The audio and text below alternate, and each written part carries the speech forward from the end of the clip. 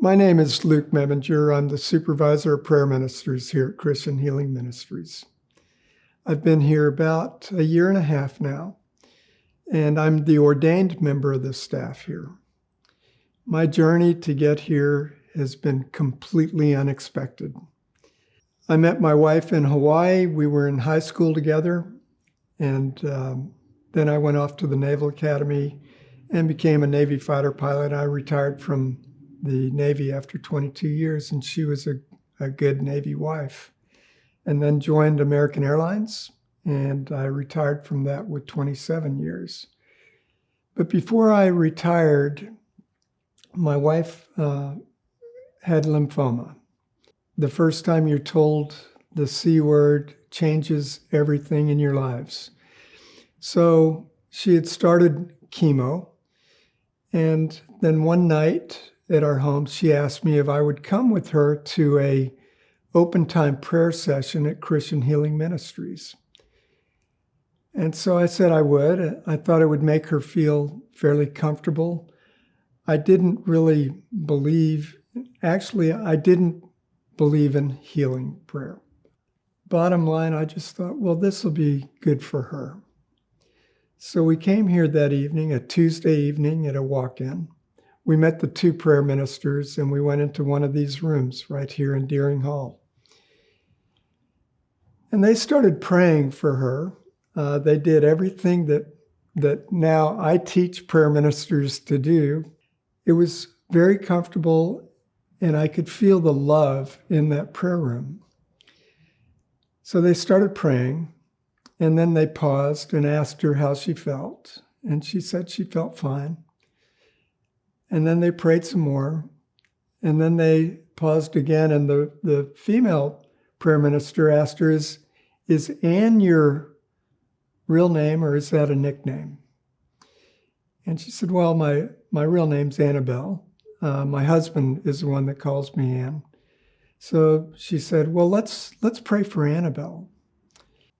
So they start praying, and I immediately felt a warmth come over me. And I looked at the walls, and the walls had changed colors to yellow. And as I prayed, I started getting affected, and I started crying. I was crying like a big baby. And I looked over at Ann, and she was just fine. Prayer ministers were just fine, and they were probably thinking, what is with this guy? So they got to the end of the session, and I had a pool of tears at my feet. And we walked out of that prayer room, and I turned to my wife and I said, you were just healed. Over the next couple months, the blood test that she took for her oncologist reflected dramatic decreases in the protein marker levels that could only point to a miraculous healing. In fact, at one point, her oncologist said, just several months after that, I'm not sure I would even diagnose you with lymphoma with these levels you have now. Whenever I relay this story, and Ann's with me, she will confirm that yes, she was healed. But then she always adds, but he was also healed. And I admit, I was healed. My heart was healed. And I was changed forever on that night. I started going to Bible studies. I've been in BSF, Bible Study Fellowship, for 14 years. I lead a class in it now.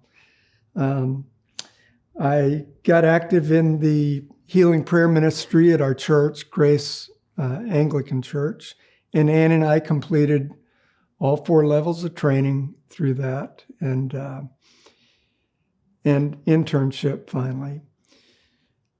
But along the way, someone in our church identified me and said, you should go to seminary and you should be ordained. And so I went to my priest, and he recommended that I pray about that. And so I prayed about it for a year, and I wrote a little pamphlet, small book on praying for teenagers and young people. And I went back to my senior pastor, and I said, I feel convicted to go to seminary. Would you authorize me? And he said, oh yeah, absolutely.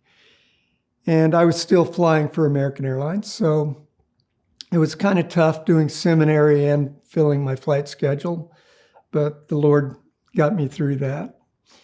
And before I had retired, Mike, my pastor, came to me and said, I need to have you ordained now. I need a pastoral care minister, and you're going to do that. And so I got ordained in the Anglican Church, and I've been the pastoral care minister, and I was working under another priest in the healing prayer ministry, and then he retired, and I took over eventually. And my life really has changed because of that one night in Christian Healing Ministries and the miraculous, incredible healing of my wife that night. So I have a true love for Christian Healing Ministries. And over a sequence of events of leading our prayer ministry at Grace, I was asked to come here and be the supervisor for prayer ministers here. And it's been such an incredible blessing. I tell Judith and I tell the other prayer ministers and staff here that I have the best job here at Christian Healing Ministries there is, because when I'm conducting the prayer appointments and directing people into the different prayer rooms, I get to see the people when they go in and they're hurting. And when they come out an hour later, they're healed.